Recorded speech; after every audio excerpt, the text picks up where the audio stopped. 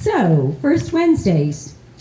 What a great program. And of course, we have many people to thank for First Wednesdays. Our statewide sponsors of the Vermont Department of Libraries and the National Life Group Foundation. For the program, we have Carol and Jeff Gaddis, and Carol's here tonight. Chroma Technology, Crosby Gannett Fund of Vermont Community Foundation, Merchants Bank, University of Vermont Humanities Center, Vermont Public Radio, and then our library underwriters, our dear library underwriters, who are the Brattleboro Camera Club, the Brattleboro Savings and Loan, Downs Rachlin Martin PLLC, the Richards Group, and World Learning. And of course, you know who. Your friends and mine, the Friends of the Brooks Memorial Library. And I know many, many of you are friends. If you would like to join that auspicious group, it's really very easy. Just ask the person next to you because they're probably a friend. And if they say you can't buy friends, but indeed you can. It only costs $15 to join the Friends of the Library. So it's a great group, and if you'd like to be a part of it, just let me know. All right, so without further ado, I am so excited for this program tonight because I have never actually visited the place we're going to explore tonight. But we have the lecturer Marlene Heck from Dartmouth College, who is here to lead us on our own personal and warm tour of Monticello. Behind the scenes. Yes, correct.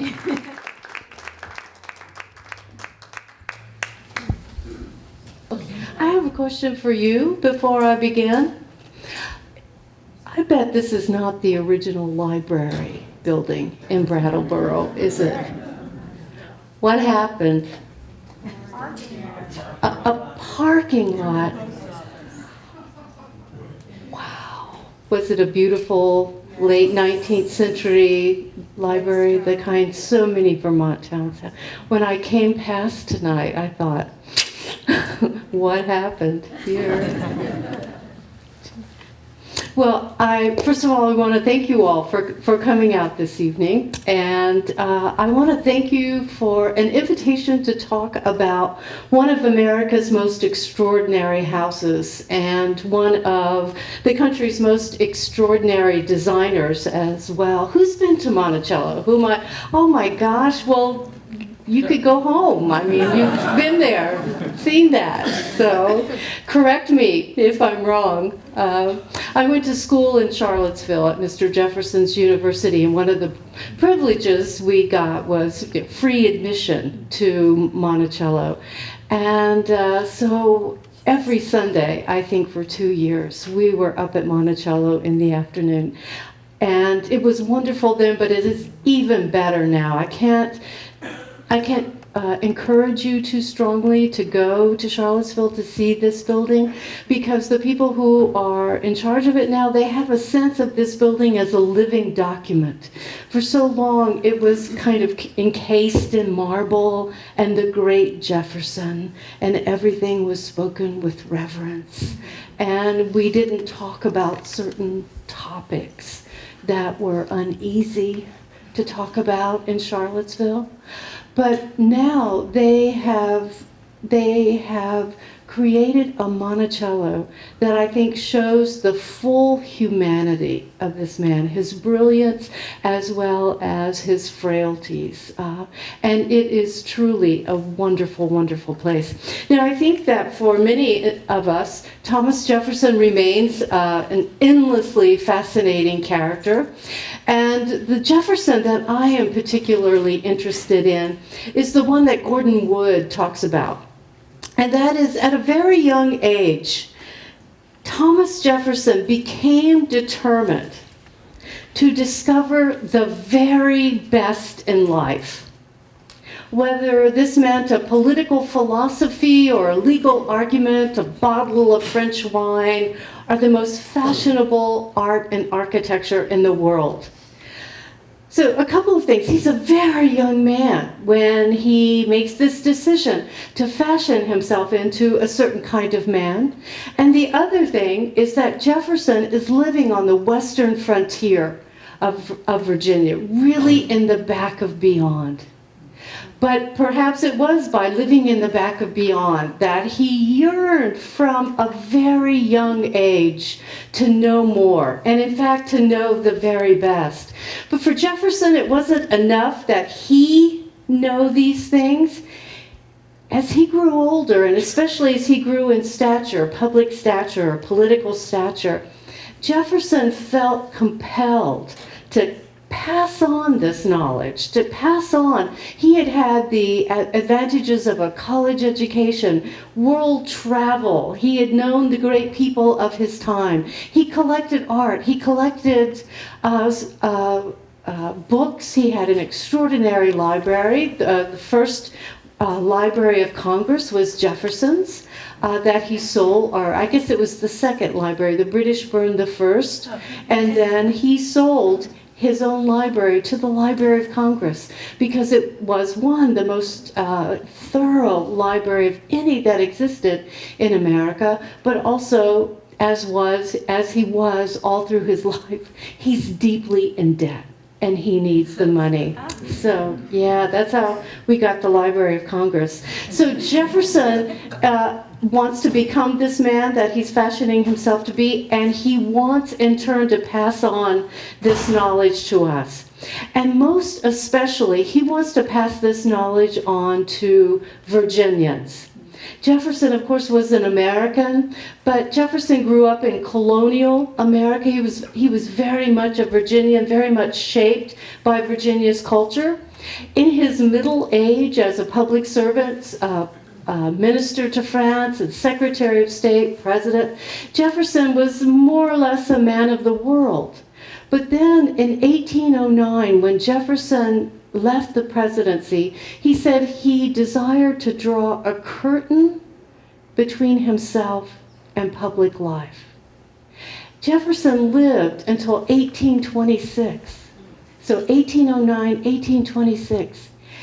And he never left Virginia in all of those years. And he almost never left Charlottesville. He sort of retreated into the early person, or the person he had been as a young man. For Jefferson, the way to transform not only Virginia, his beloved state, but to transform this country he had done so much to create, architecture became a powerful means of creating this new state and this new country. And Jefferson is interested in architecture from a very young age. There are a couple of reasons for this. First of all, this young man who's fashioning himself to become the most cosmopolitan, the most liberal, the most learned man, he has a very specific sense from a young age of how he wanted to live. And Jefferson never lived anywhere. And this is true even of his rented quarters in Paris as minister and Philadelphia as vice president, where he didn't completely remodel the building, often at great expense to the nation, and then back at Monticello for his own pockets. This is one reason Jefferson is in debt all of his life. Monticello, architecture. And he was out to create the perfect place for himself. Jefferson famously wrote one of his most famous comments about architecture is, "Architecture is my delight, and putting up and pulling down, one of my favorite amusements." This is a man who would have had Home Depot on speed dial. You know, he would have just loved it. Amazon, next day delivery.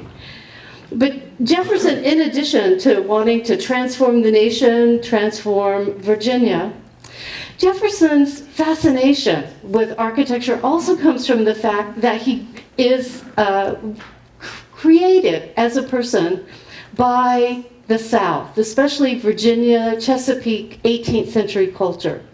And Jefferson, like his fellow Virginian, Washington, comes from a culture.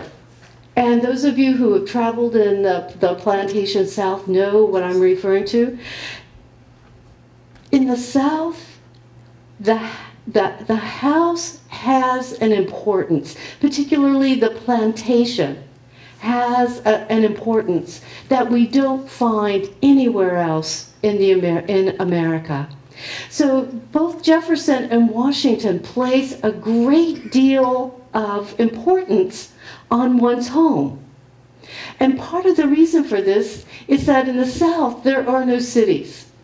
Now, it's in the cities, Philadelphia, Newport, Portsmouth, where if you're a person of some importance, you can display your status. You show up for church, you go to the theater, you show up on court day, you walk down the street, and people know who you are. Virginia, almost the entire South, lacks anything of that sort. So what happens is that plantation becomes the whole environment for Virginians. Your plantation is where you oversee the cultivation of your thousands of acres and your hundreds of slaves. This is the place where you educate your son along with the sons of other wealthy planters in one of the outbuildings in back of the grand house. This is the plantation is the place where you do business. People come to you at your plantation and they seek favors. And the plantation is also the place where the Southerners put on these fantastic parties and entertainment. Because there are no roads, or the roads are so bad, there are no cities. When you would go to a plantation, you would stay for days or weeks. And so there were lots of activities that were possible at a plantation. So because the plantation is this central, not only institution, but this central place for all Virginians, it becomes the place where also you display your status and your power. And the way that you do that is via the architecture.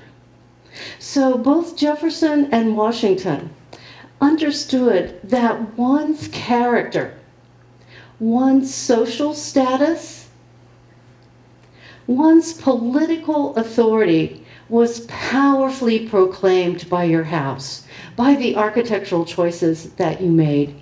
So this desire to create the perfect environment that satisfied his particular needs and the way he lived, plus the demands of Virginia's culture on ambitious, up-and-coming young elite men like Jefferson, sort of created a man who was intensely interested in architecture.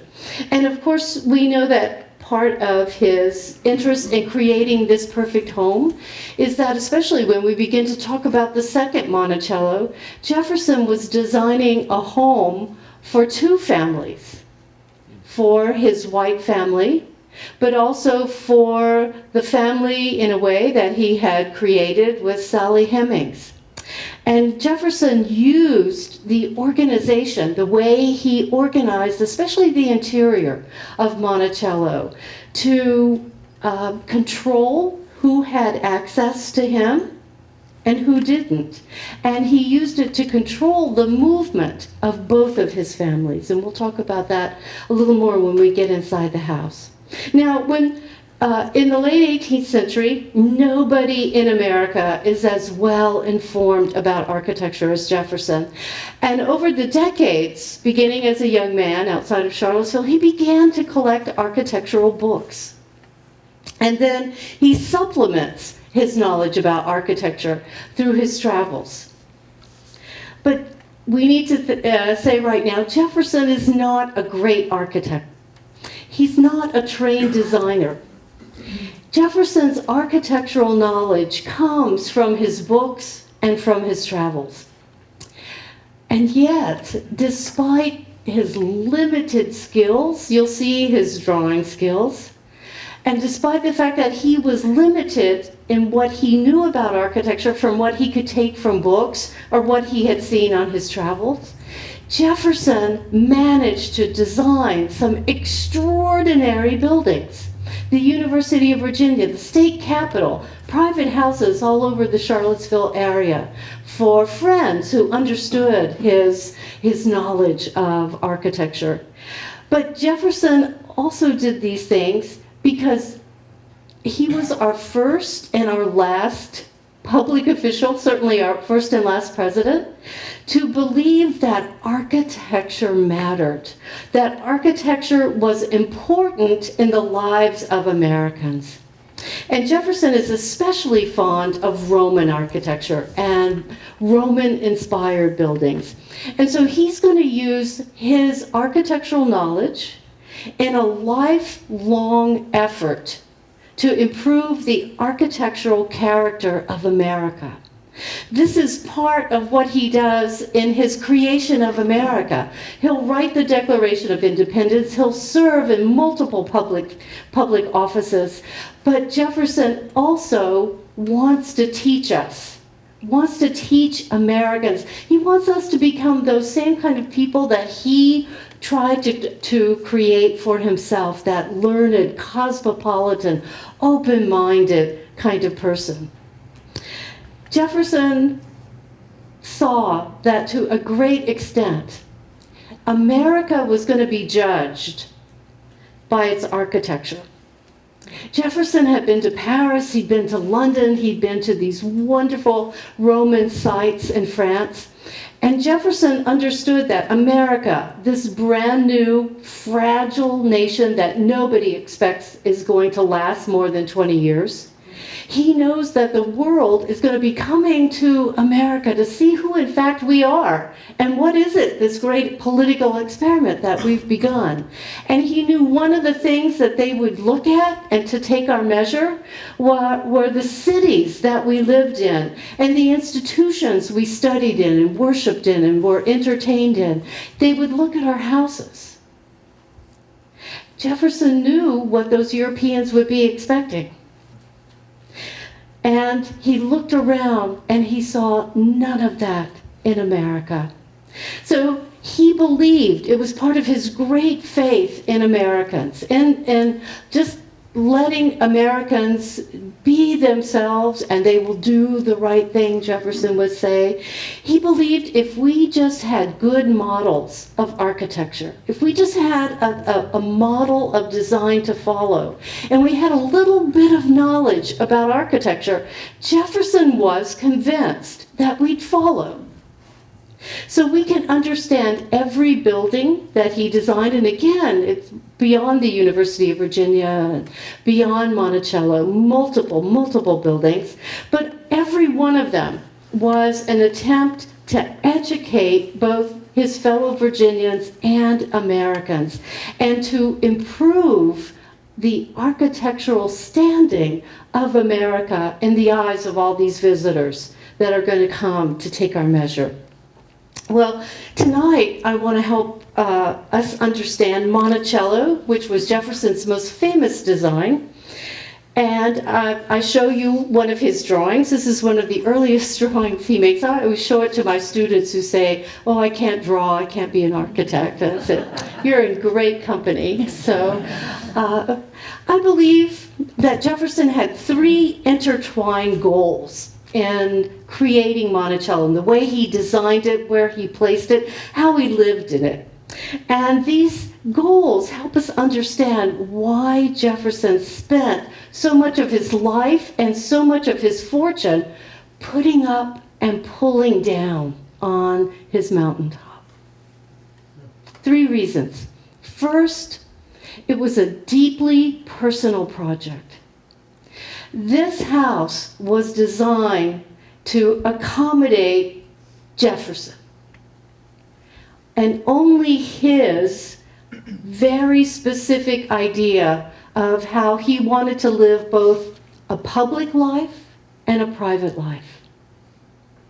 Secondly, Jefferson saw whatever he did up on that mountain as a highly visible statement of who he was.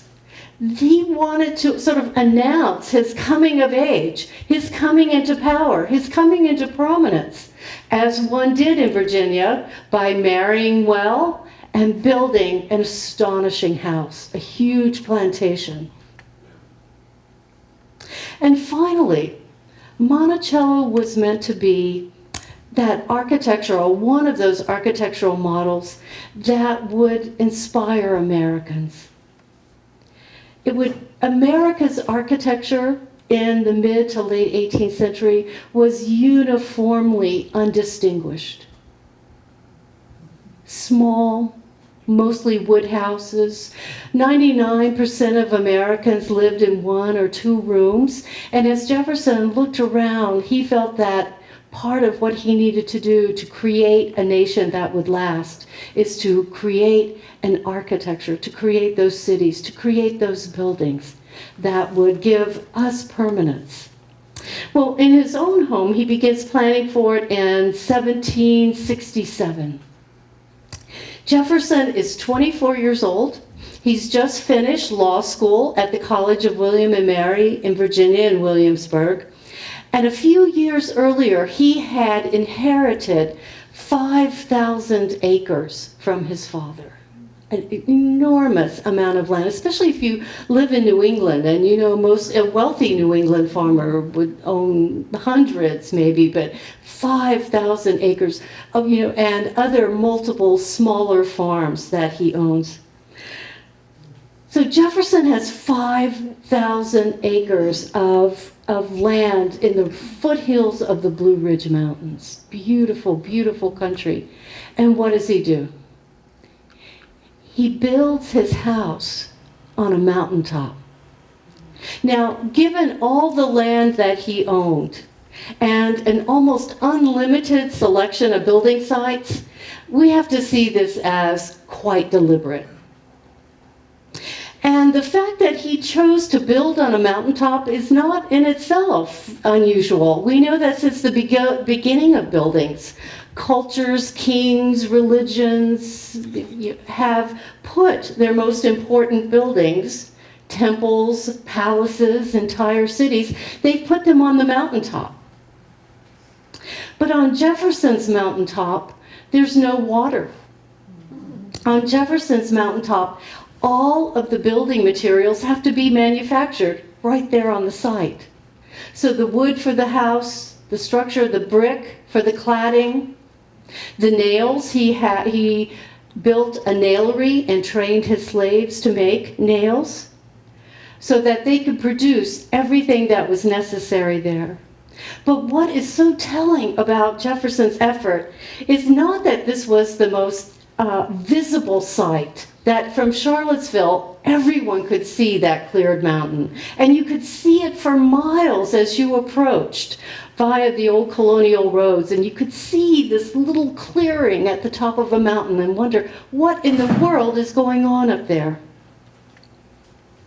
But it was also the single most difficult site he could have chosen.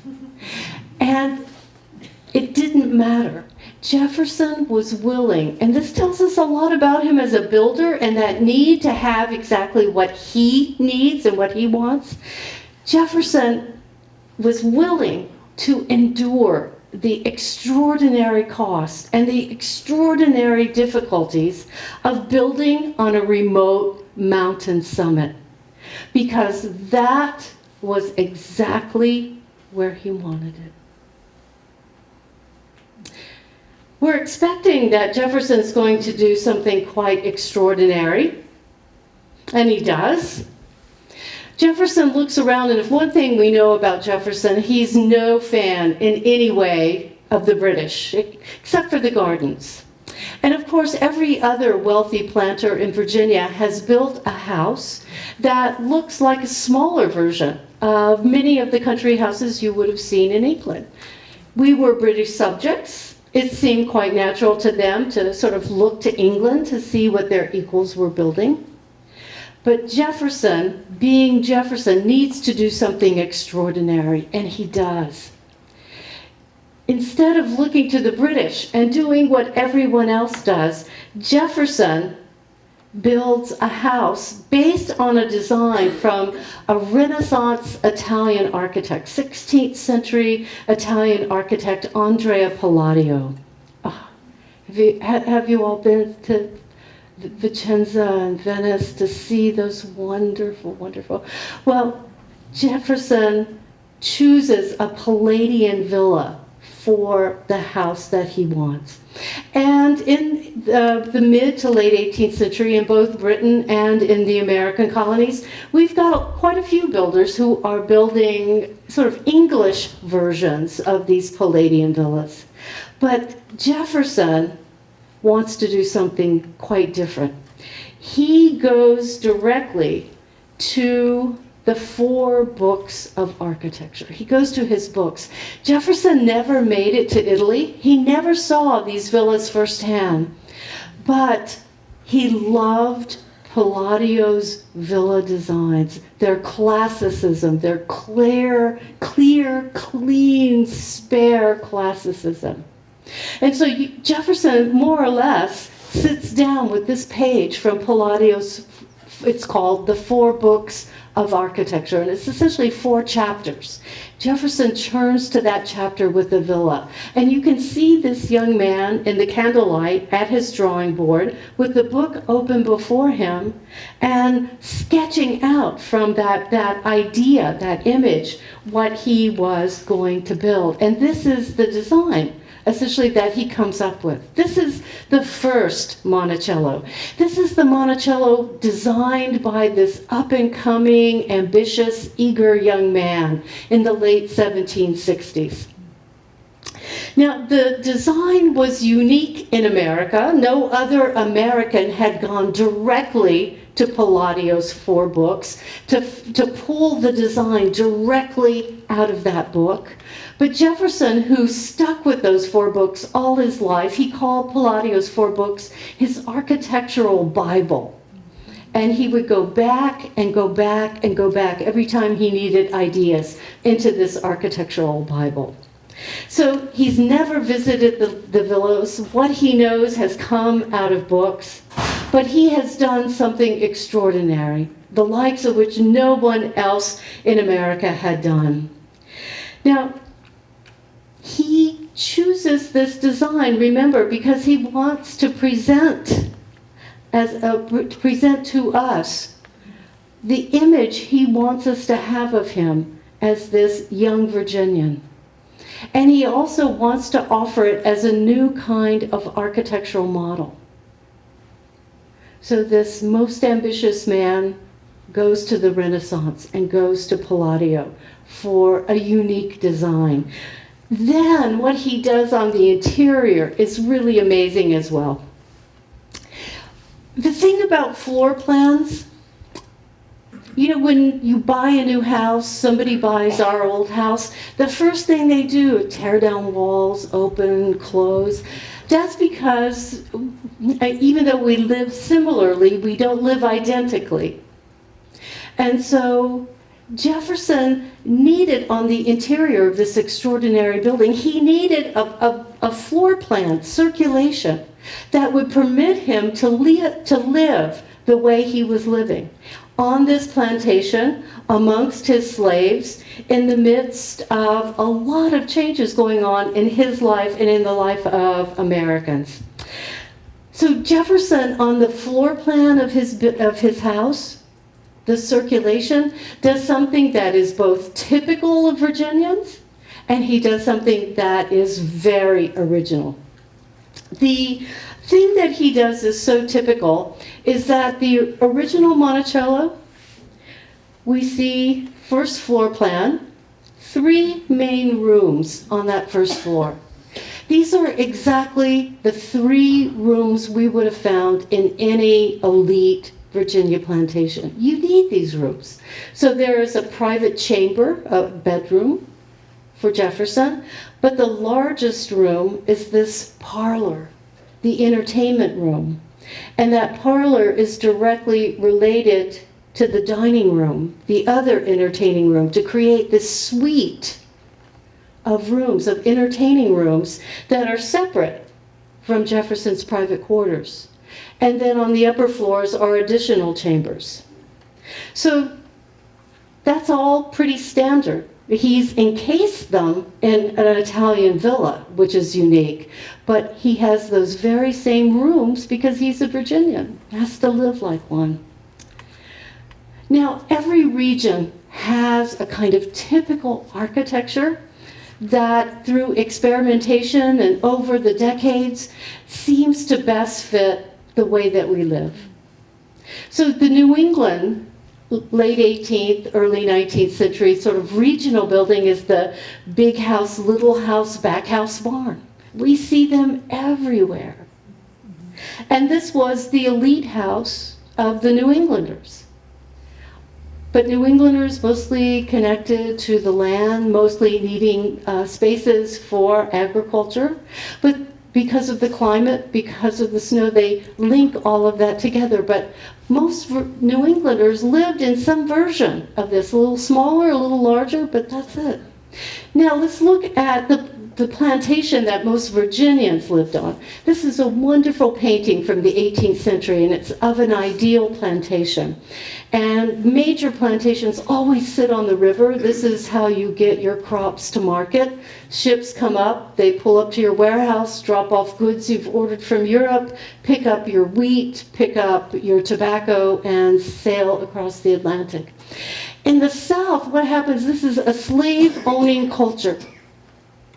And planters have ejected the slaves from the private quarters of the house.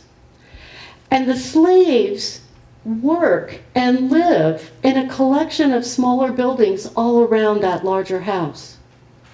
And those who came from New England, those who came from Europe, said it was almost like as you went down the river, at intervals, you would find a little village, and then another little village. And then another, and everything is operating here. But this is how it mostly was organized. The main house, the master's house, standing, atop everything, but it's surrounded by nice and orderly outbuildings. And the sort of orderliness of the landscape was meant to impress upon visitors the orderliness of the plantation, the orderliness of the life lived at this plantation. Look what Jefferson does, though. This is the house. And Jefferson this is a basement level plan, but there are those 3 rooms right above. Jefferson takes all of those workspaces and he puts them underground or out of sight. So this is directly below the house. These are all workspaces. This is all the domain of the slaves. And from the front of the house sits on that raised basement area. You can't see anything. And then this U-shaped wings project in the back of the house. But Jefferson has organized that beautiful back garden so that you don't see these workspaces. They are burned into the earth. They're hidden. And so there's Jefferson in his house, in this perfect world he has created on Monticello Mountain. So here we are in the basement. This is what it looks like. And Jefferson never goes down there. His family never goes down there. Visitors never go down there. This is the domain of the slaves. Here's the garden. And when we're in the garden, we see just this lovely flat lawn.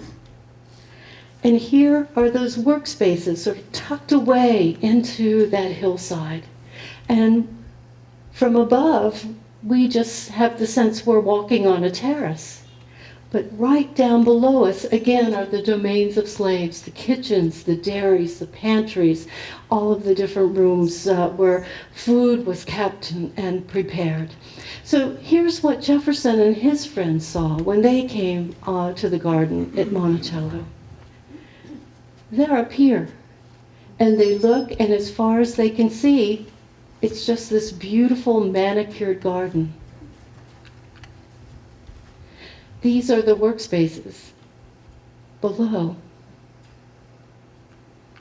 Now, Jefferson begins building this house just as soon as he graduates from the College of William and Mary. You got to build a house. You've got to marry well. He does both. And he begins building this house around 1768, 1769. This is a model showing what that first Monticello looked like on the garden elevation, the back. And this is the front of Monticello that I've shown you this drawing. And this is one of the, if I go back, this building right here. And Jefferson marries, and his house is under construction. So he and his wife live for a couple of years in that little brick building. So Jefferson begins late 1760s. The house, as we see it in these images, was never completed. It was never finished. Jefferson keeps being called away. The Revolution, public office, governor of Virginia. Then in 1782, Jefferson's wife dies. The house is far from completed then, but Jefferson is said to be so inconsolable. He doesn't come out of his private quarters for 6 months. His friends are terrified at the deep depression that he has sunk into. So they manage in a couple of years to get him a position as minister to France. And in 1785, Jefferson sails for France. They want to get him away from Monticello, away from those memories. Jefferson goes to France for 4 years. And he leaves this unfinished, half-done, part of it falling in as he's leaving, house in the hands of an overseer. And nothing happens to it for 4 years. Jefferson comes back 1789 from France. He thinks he's going to go back to Monticello. George Washington has other ideas. He wants him to be Secretary of State. And when Washington asks you to be Secretary of State, you can't refuse him. So he's called away from Monticello still. Nothing is happening. 1793. You know the story probably. Jefferson and Hamilton are at each other's throats. Jefferson is certain, and he's correct, that it's Hamilton who has Washington's ear, and he's had enough. Jefferson resigns, and he goes back to Monticello. 1794. So he's been gone almost an entire decade, except for these occasional trips back, but nothing has happened in that time. By the time he comes back in 1794, Jefferson has lived in Paris. He has traveled through Europe. He has seen beautiful French and English neoclassical buildings. And early in 1794, when he comes back, he begins to work on a plan and to renew his work on his house. Much of the work on the second Monticello is going to be done between 1794 and 1806. 1794, 1806. Everything takes so long, get materials, enough money to get up. But the point is, the house is never finished. Jefferson's going to die in 1826. The house is not finished. And there's this amazing passage in one of the collections of his letters where he is writing to somebody, and he says, from Monticello, I need to stop because the ink in my inkwell is freezing. There are no windows, there's no glass in the windows, and I must leave the room. But I tell you that story to give you that sense of what Jefferson is willing to put up with to get the building, to get the exact building that he wanted. But the Monticello that we go and visit today, Jefferson never knew. He would be astonished.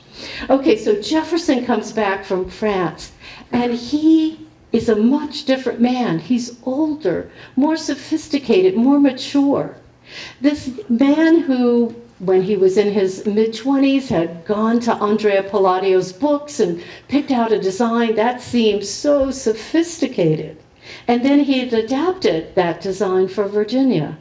But now he's been to London, he's been to Paris, he's been around, and he's seen how people with real architectural knowledge build. And suddenly that unfinished first Monticello looks amateurish, awkward, old-fashioned, certainly not the kind of message that he wants to proclaim about himself. So what Jefferson does is to begin this period, this long period of remodeling. And the design that he chose was based on a kind of French house called a hotel. These are small urban houses, lots of them built in the period when Jefferson was living in France. Sort of classical, spare, a neoclassicism that's quite spare. And Jefferson liked the simplicity and the beauty and the classicism. So what he does is he comes back to Monticello and he tries to build, in as much as he can, as a Virginian, a plantation owner, a slave owner, a French house. And this funny dome that he has on the house was taken from this French hotel. In America, houses didn't have domes. The only buildings that had domes were churches or courthouses, public buildings. Jefferson saw this hotel, which he so admired, and he wanted one. And we had no idea what happened up there, but he just wanted one. But what he did was to put it on the back of the house. And as you approach Monticello, you're not aware of that dome. It's only when you get to the back and you can turn around and see the dome. Architects do that all the time. The front of their houses, quite conventional. If they want to experiment, if things go badly, it's hidden in the backyard. You can sort of shrub it up, and hide your mistakes. So here is the second Monticello, a late 19th century photograph. And what I want you to see is that Monticello is sitting there, isolated, elegant, all by itself. This perfect mountaintop retreat. You'd never know that beneath it and out of sight, there's a plantation full of life. Well, here's the original, Monticello 1. And what Jefferson does is to pull off the facade of that first Monticello. And then he adds everything in blue. And he increases the size of the house from 8 rooms to 22. But all of the rooms that matter are on the first floor. So many people who go to Monticello are sad because you can't go upstairs unless you pay a lot of money, usually because the stairs are very narrow and fire codes don't permit it. But there really isn't much to see up there. Jefferson lived on the first floor. He entertained on the first floor. All of the architectural attention was given to the house on the first floor. So I want to give you a tour of the interior of Monticello. And Jefferson pretty neatly designed it so that it was split nearly in half on the first floor. That half to the left was his private domain, and the other was the public domain. Why such a big public space? Why spend all that money? Well, Jefferson, again, aware of his status, knew that people would come to Monticello. They would want to see the great man. This happened to Washington. Washington wrote a note saying that tonight was the first night in 30 years he and Martha didn't have guests at their dining table. People were always there if you were one of these major figures. And so he needed appropriate spaces to entertain, to display his status, to show who he was. But Jefferson was also intensely private. And he called that half of the house that only he lived in his sanctum sanctorum. And visitors to Monticello, even close friends, were often disappointed because they never got to see him. He would show up at breakfast and at dinner, and during the day, he would disappear behind doors, down hallways, locked away in his own private quarters. We're going to start with the public circuit. Here we are in the entrance hall. And if you were there after Jefferson retired from the presidency, this is pretty much the room you would have seen. It had more than 1,000 artifacts in it. Most of them have been brought back by Lewis and Clark. And Jefferson had carefully arranged a display of Native American art and artifacts, as well as European art that he had collected while he was in Europe, as well as sculpture. There were maps. And he called this room his museum or his Indian hall. Now, most of us who go up to Monticello will be let in the front door by a slave, and we'll be offered an opportunity to rest after our trip in one of these 26 nice chairs that were around the room. And we were invited, as long as we wished, to stop and look and see.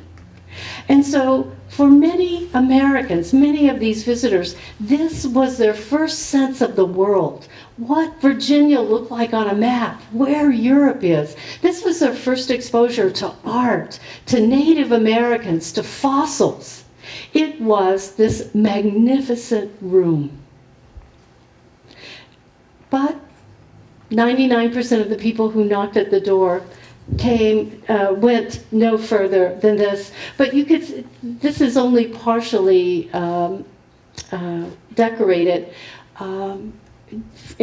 For Jefferson's 250th birthday, Monticello tried to borrow back as much as they could that had filled this room. So we've really got to see it as every inch covered by something. And so when you walked into this room, you were aware you were in the home of an amazing man, an educated man. And he wanted you to have a chance to leave that room just a little more educated. And then there was a mezzanine on the right above that area, so that if you were up on the second floor, you could get from this side to that side. Then, if we were admitted further into the house, this is the room we would come into. Look how more decorative. The scale is beautiful, the moldings are deep.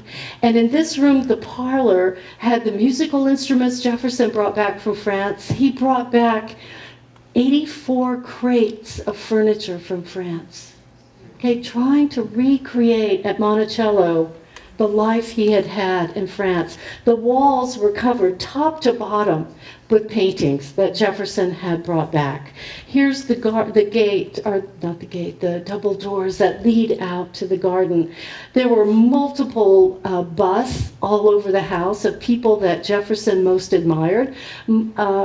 I think in terms of numbers, his bus outnumbered everybody else, but they provided an occasion for those of us who knew about such things to talk about the French philosopher, to talk about Lafayette, the great general, and to be reminded of their contributions to America.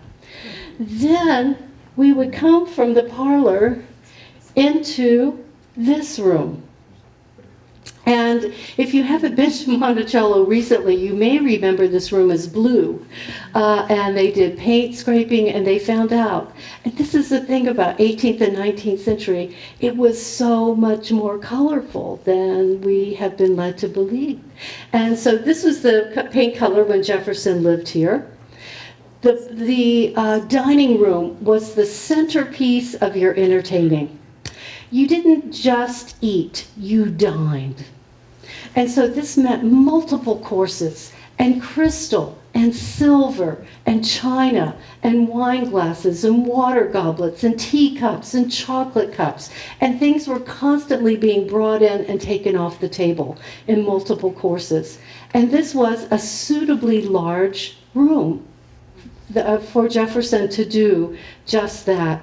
He does two really interesting things in this room that, again, for a man who wants his privacy, Jefferson says that the slaves who work in the house overhear conversations, and then they will take that news or those conversations with them as they visit families or friends or partners on adjacent plantations, and rumors begin.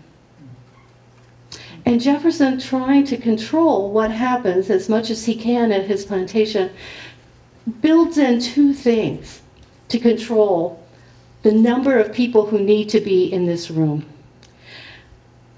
Right beneath the dining room is this room, the wine room. Jefferson spent a fortune on wine. And when the table needed another bottle of wine, there were two dumbwaiters on either side of the fireplace.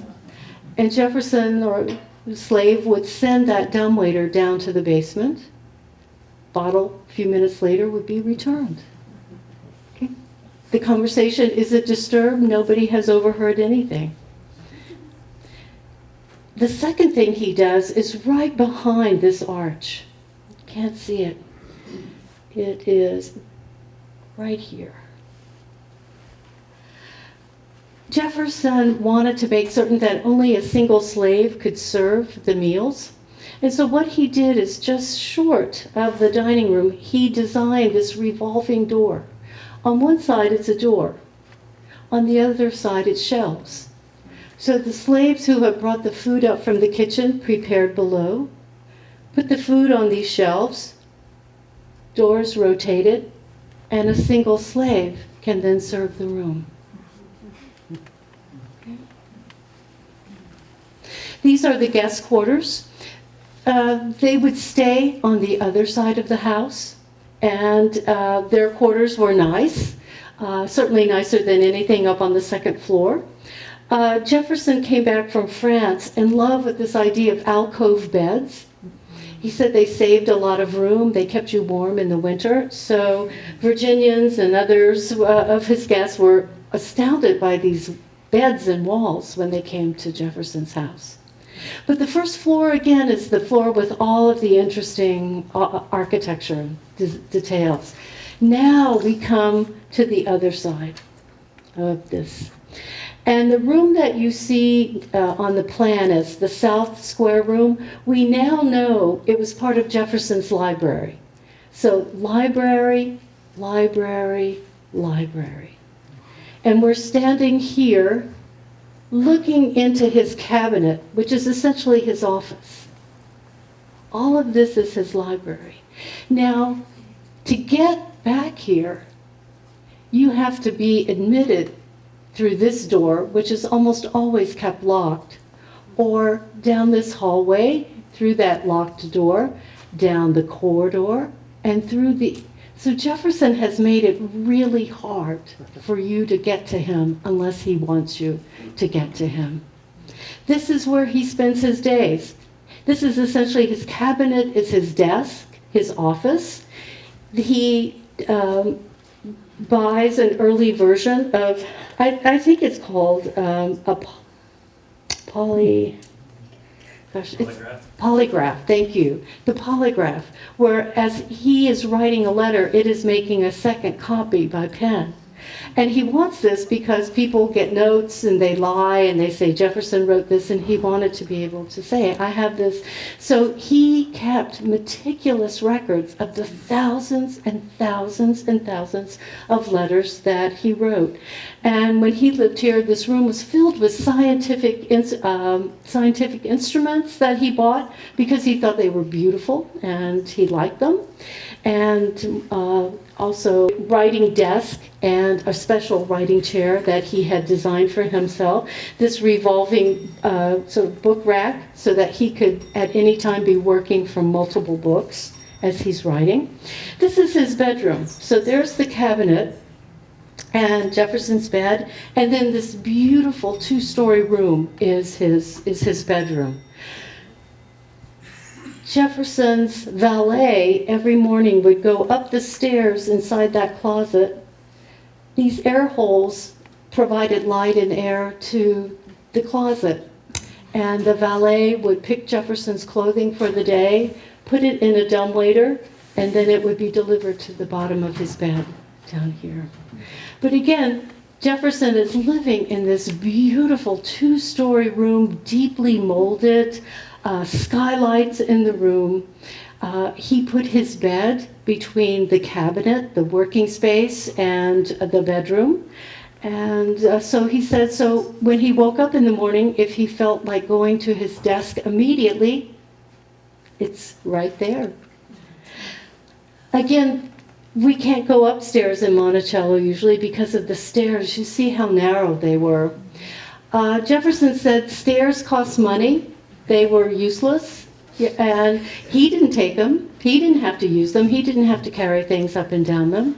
But now, again, since we know about his life with Sally Hemings, and these stairs run from the basement level through the house. They're in the corridor. They're behind doors that one could move through the house without being seen, without being heard. So, and this is the terrace off of Jefferson's bedroom, his orangery, the dome room. This is the dome room. We, again, have no idea what it was used for. The acoustics are terrible. You can't hold a conversation up there, but it's mostly believed he just wanted one. So, now, things don't end well for Jefferson. This is really a very sad story. Jefferson is getting old, and he knows his time is coming. And he is in debt. I think when he dies, it's the equivalent, somebody figured out, of about $2 million in debt. And he wanted to try and save Monticello, the house and the land, for his remaining daughter. And so he came up with this idea of a lottery. And the winner of the lottery would win some of the lands around Monticello, not the house, but the lands, and that money would go to pay off, from the lottery would go to pay off his debts.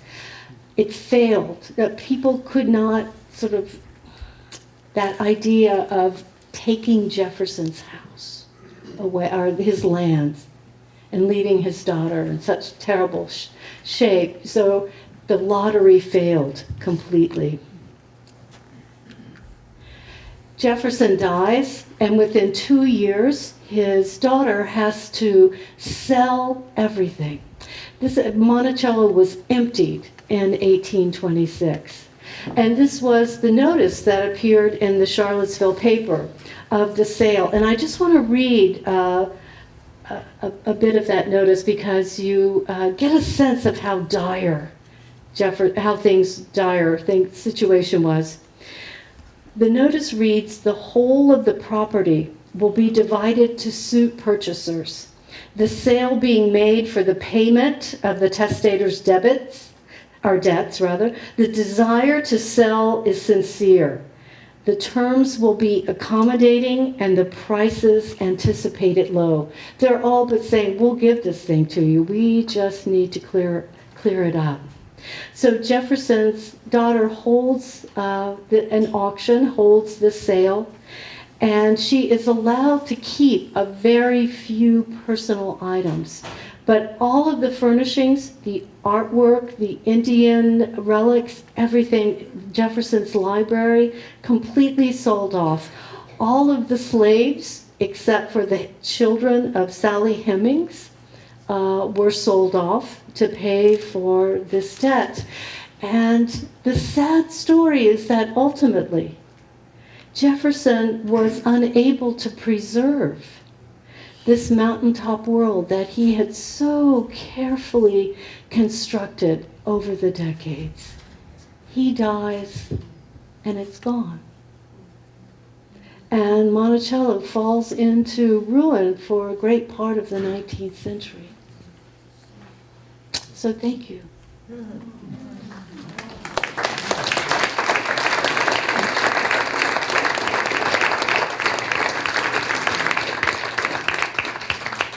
I would love if you have questions or want to correct me. No more? Yes, sir. We also have a roving microphone, so I can. Okay. One of the first questions I asked my father was, "What's that picture on the nickel?" Oh, yeah. And he said, "That's Monticello, where Thomas Jefferson Mm-hmm. lived." Mm-hmm. So I'm wondering when the nickel was first put on, the image of Monticello was gosh. first put on the nickel. That I don't know, but I suspect it was either late 19th or early 20th century, because like Mount Vernon fell into disrepair as well. And it was the pennies of the American children that were collected to restore these great houses of these great American men. And I have a feeling it's, sometime around, but I don't know for certain. I wouldn't bet the ranch on that answer. Yes. Do you know the date of that picture? This is probably 70s, late 60s, early 70s after the Civil War. 18. What did I say? 17? Excuse me, thank you. 18, late 1860s, 1870s.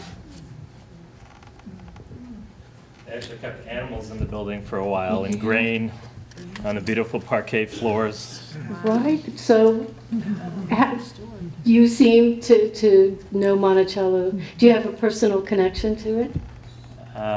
Well, my father was very affectionate. He went there 22 times in his life. Wow, and dragged you 19 A times. few times, yes. How great. Yeah. That's great. Yes, sir. I would just like to mention, hello, is this on? Okay. I would just like to mention that a number of years ago, whatever, 30 years ago, something like that, I decided I was going to design a house. So what I did is I went to the local library, and they made a request to the Library of Congress, and they shipped me the 2 books, the one of text and the other of the plates, that show the entire Monticello? So, yeah, Mhm. and it was just phenomenal to have that for 2 weeks. I don't think I did anything else. But I'm just trying to say that, it does exist. And I couldn't believe it, the little library, they just asked and it came. It's interesting that Jefferson's life as an architect and all the building, it died away. He became a major political figure, and it wasn't until the 1920s that it was his work as an architect was rediscovered. And so there were quite a few publications that came out documenting his work. It could have been that these were some of the things that your librarian remembered and got for you. What I got was the original documents. Mm. The original, they were maybe copies, but they were 2 books. They were this tall and this wide, and they had, it was the original. It was maybe a copy of it. I think it was a copy. Oh, sure, but I'm trying to say, Yeah. it was identical original. Right, that It was not some book somebody invented. yes, this was part of that effort in the 1920s to document what he had done. So Fisk Kimball was the one who gathered these documents. A lot of them ended up in Massachusetts because one of the Jefferson granddaughters married a Coolidge and moved to Boston and took a lot of things.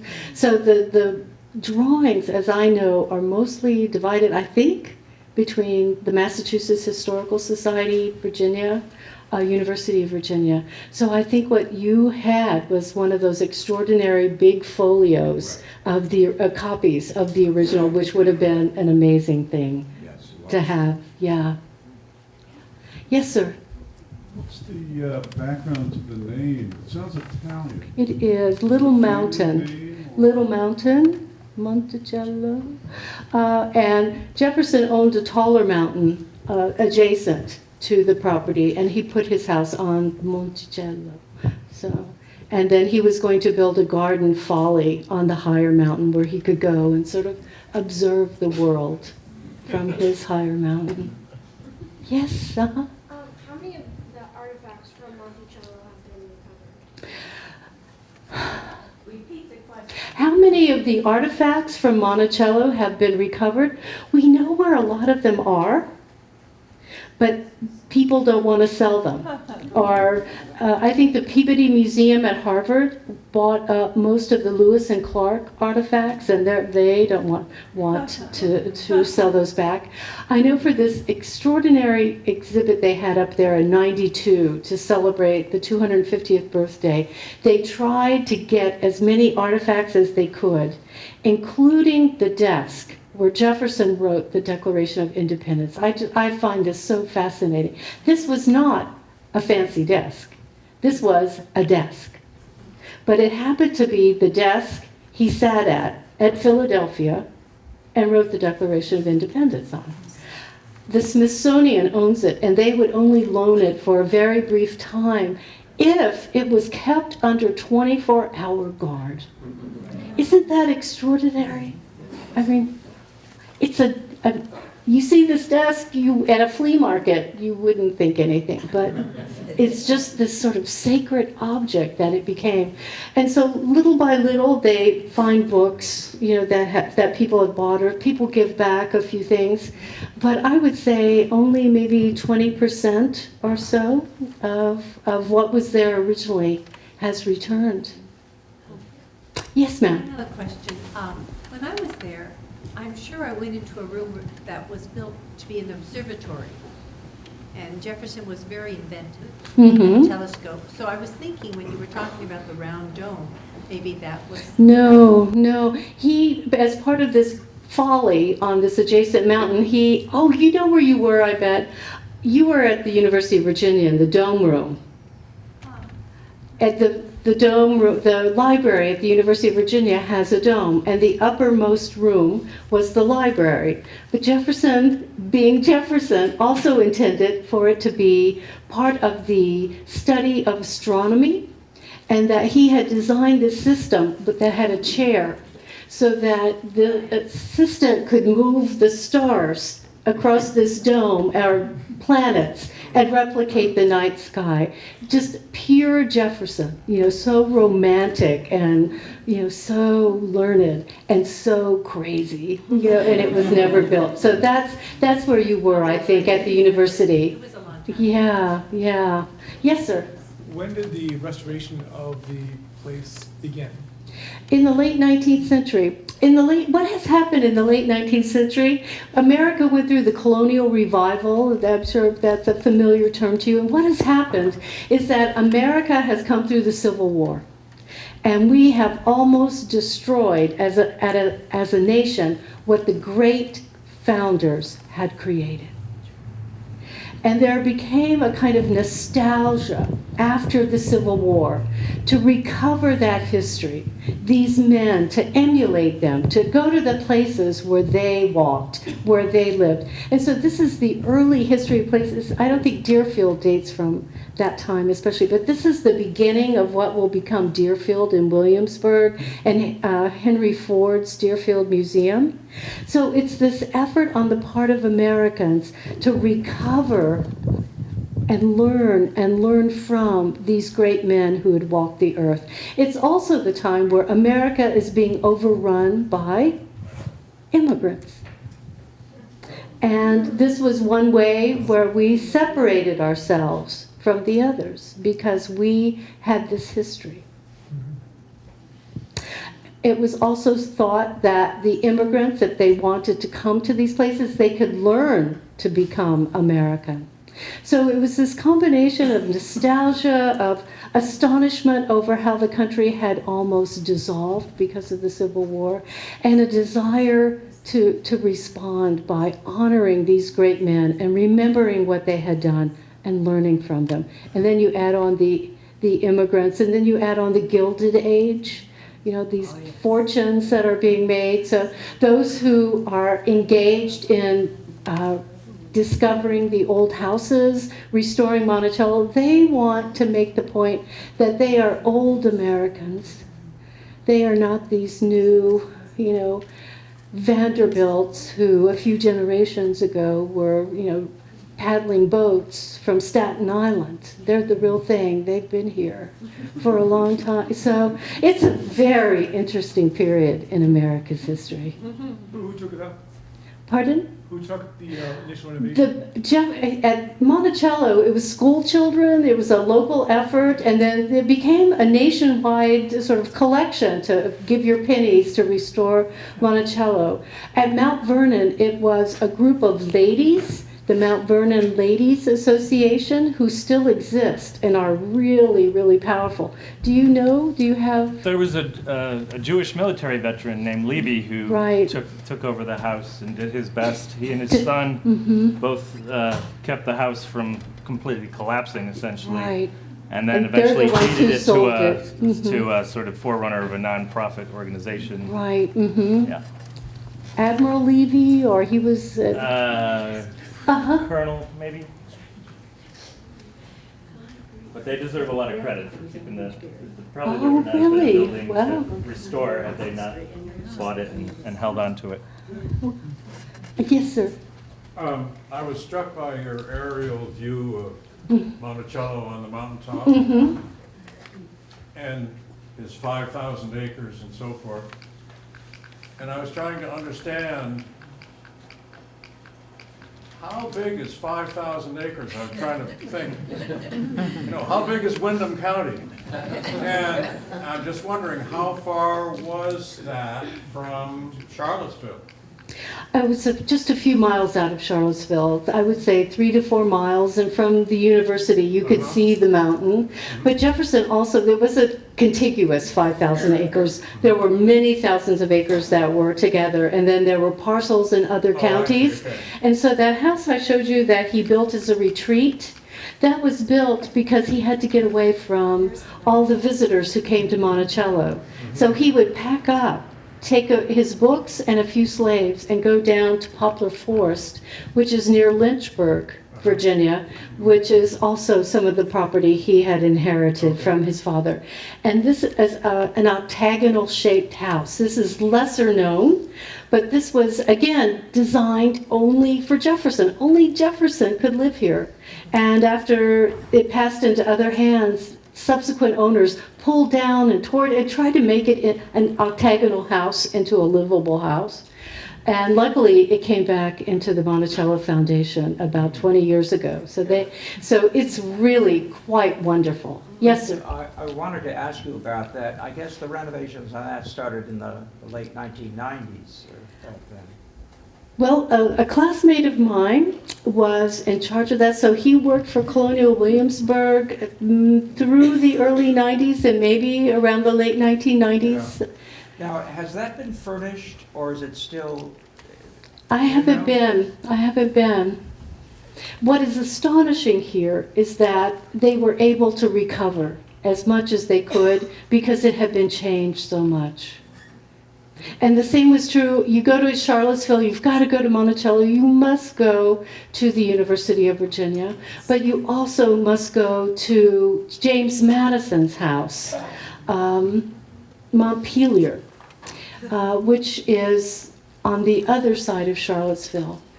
And Madison hired Jefferson's workmen to come and build a house for himself. And when you walk out of the front door and look down this long drive, you're looking right at the Blue Ridge Mountain. It is so beautiful. This was a house that was owned by, some of you would remember perhaps Randolph Scott, the actor. He married a DuPont, Mrs. something DuPont, Mrs. Scott.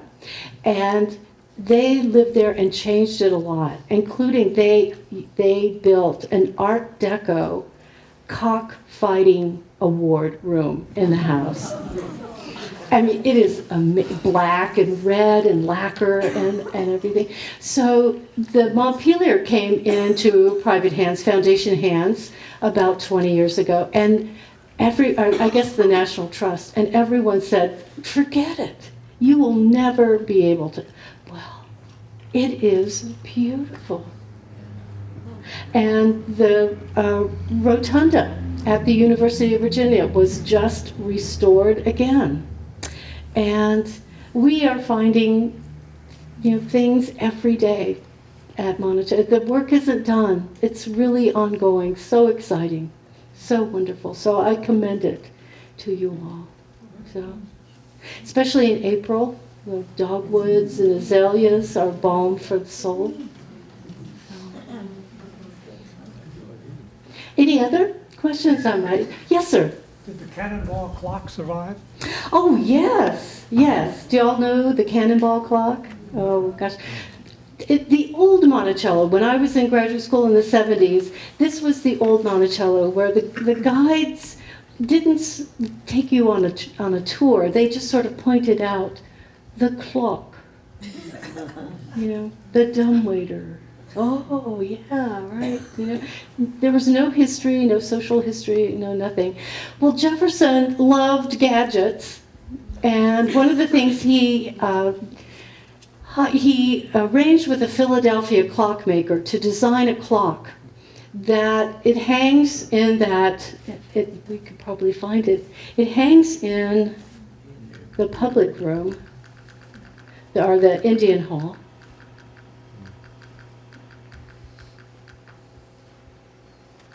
Okay, here it is. And there's a face outside, so that if you're upstairs and looking out, you can see what time and the weather. It's connected also, I think, to a weather vane on the roof or so. But here's the clock, and it's run by a mechanism where you wind it up, and the weights, which are essentially cannonballs on either side. I think at midnight on Sunday, they take this collapsible ladder that Jefferson designed, that his slaves built for him, and they wind up the balls for that week. And so here are the days of the week: Sunday, Monday, Tuesday, Wednesday, Thursday. Oops. This is why Jefferson is not a great architect. So he did what all homeowners did. He put a hole in the floor so the balls go down to and the clock works. So Saturdays in the basement.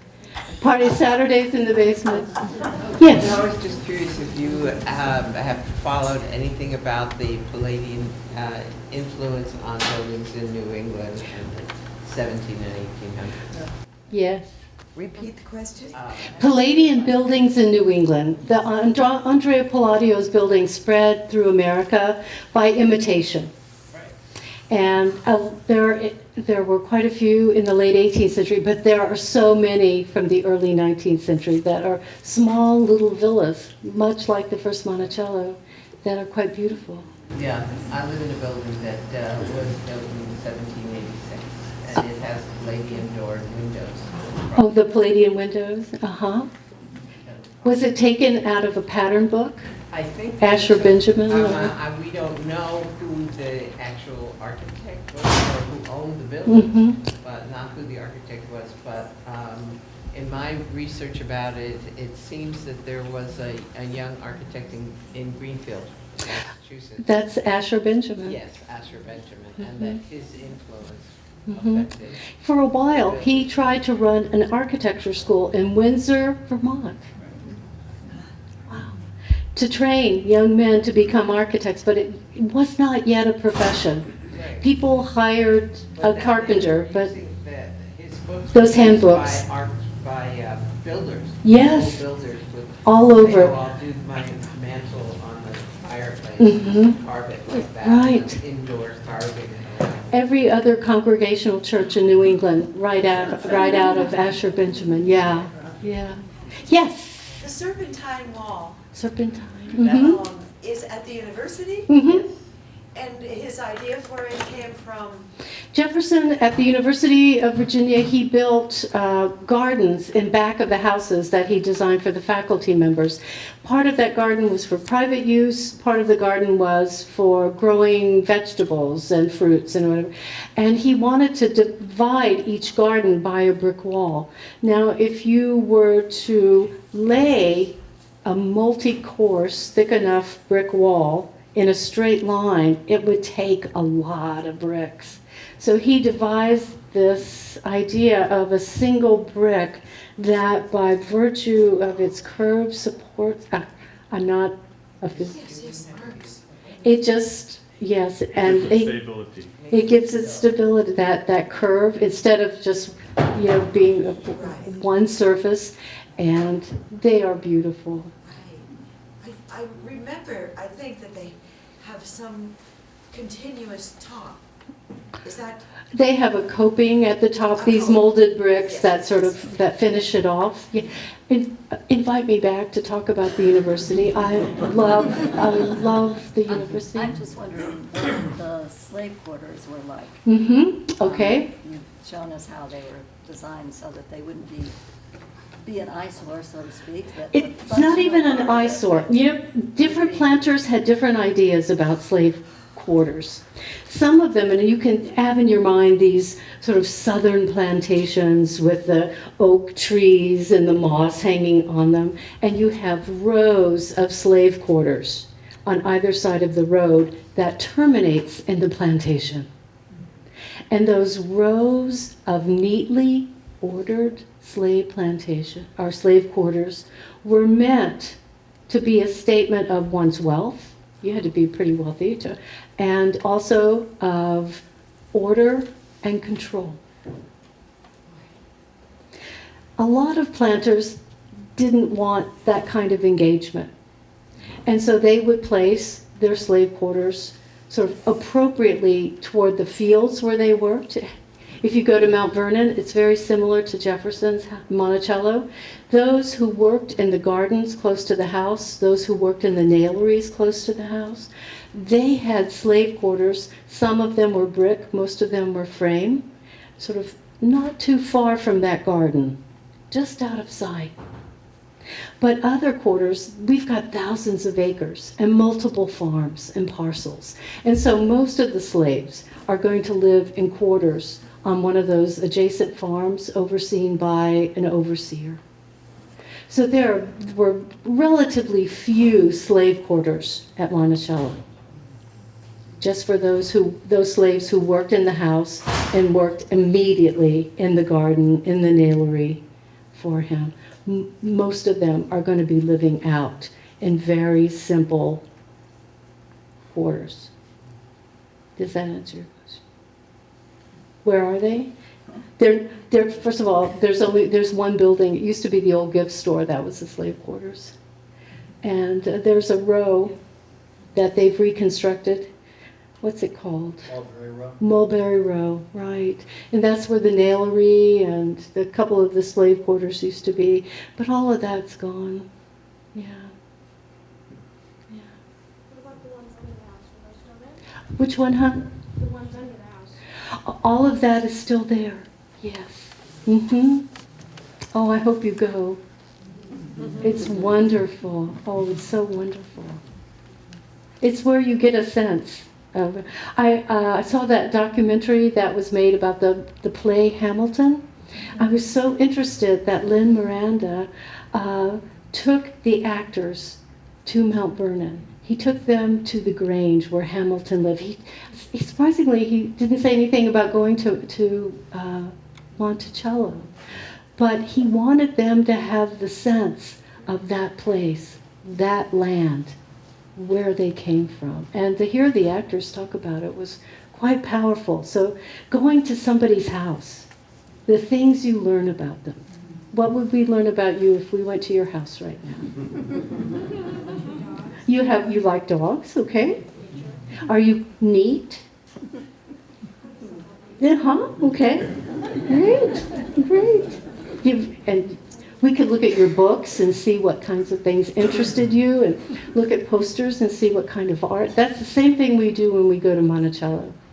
We want to get close to Jefferson. He can't talk, but his artifacts do.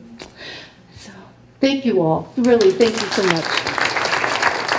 Thank you. Thank you. Thank you. Oh, thank you.